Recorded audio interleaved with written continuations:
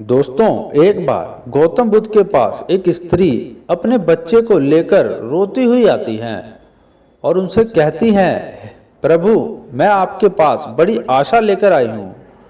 मैं जानती हूँ कि आपके लिए सब कुछ संभव है और आप परम ज्ञानी हैं।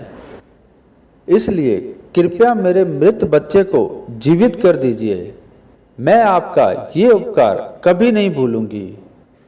उस स्त्री को बुद्ध के पास उन लोगों ने भेजा था जो लोग बुद्ध से ईर्ष्या करते थे। उनका उद्देश्य ये था कि वो बुद्ध को सभी की नज़रों में गिराना चाहते थे। उस स्त्री के पुत्र की मृत्यु वास्तव में हुई थी, परंतु वो नहीं जानती थी कि का और उसके मृत बच्चे का इस्तेमाल बुद्ध को नीचा दिखाने के लिए किया जा रहा है।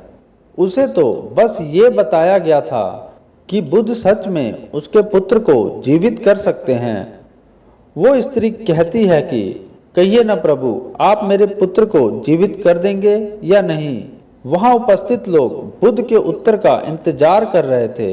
बुद्ध कहते हैं, हाँ, मैं तुम्हारे पुत्र को जीवित कर सकता हूँ। बुद्ध की ये बात सुन वहां उपस्थित सभी लोग बहुत चौंकते हैं और वो स्त्री बहुत प्रसन्न होती है। फिर बुद्ध कहते हैं कि परंतु तुम्हें मेरा एक कार्य करना होगा। वो स्त्री पूछती है, क्या कार्य करना होगा मुझे प्रभु?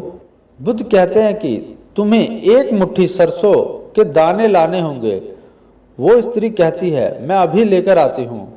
फिर बुद्ध कहते हैं कि परंतु ध्यान रहे कि दाने ऐसे घर से लाने हैं जिस घर में कभी किसी की मृत्यु ना हुई हो।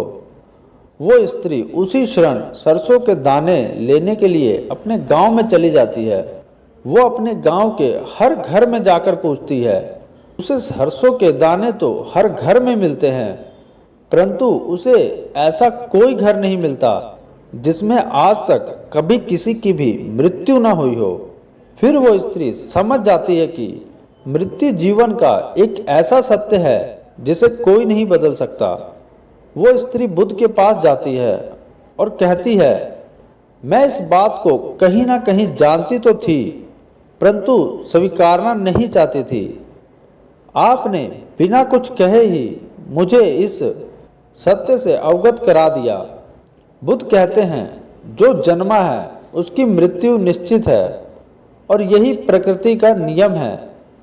चाहे कोई व्यक्ति कितना ही सुंदर क्यों ना हो, या करूप हो, या बूढ़ा हो, या जवान हो, लेकिन फिर भी उसकी मृत्यु तो आनी ही है।